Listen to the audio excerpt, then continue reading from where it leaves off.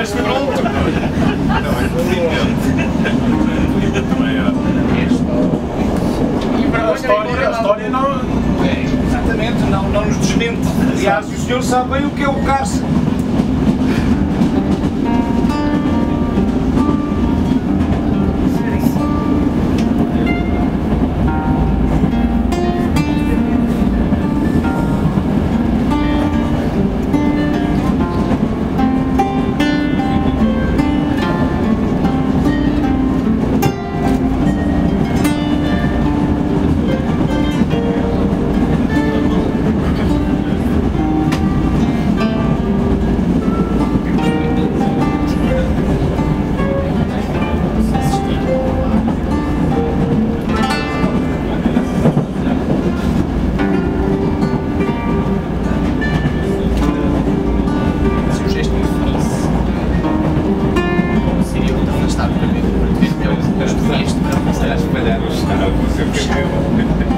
Mas começa-se a esbandalhar o bigode. Só te vejo pelos meus olhos, serias que te veem mais bela. Isso desconhecido. Tenho os olhos feitos à medida da tua cara. Eu só tenho olhos para ti. Quando não estás invisível, quase invisual, a visão não me serve de nada. Vejo, mas sem alma. É pior que a preto e branco, não é? É desfocado, desbatido, sem cor, sem cheiro.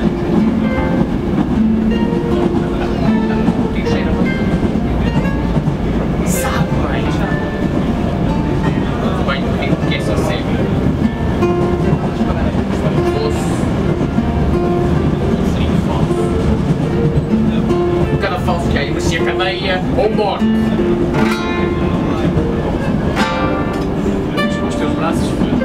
A fazerem as vezes da corda como se serpentem ao pescoço para matar de felicidade. Só te quero a ti.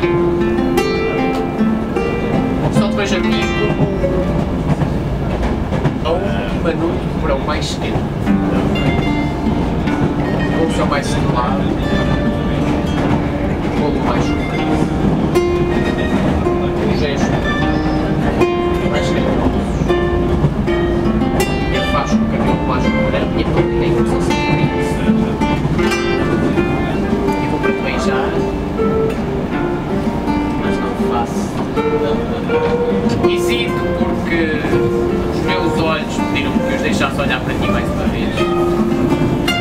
Eu deixo. Para eles não chorarem. Este é o poema da pessoa de Gregos. Um jovem há de ter volta de 31, 32 anos. Famalicense.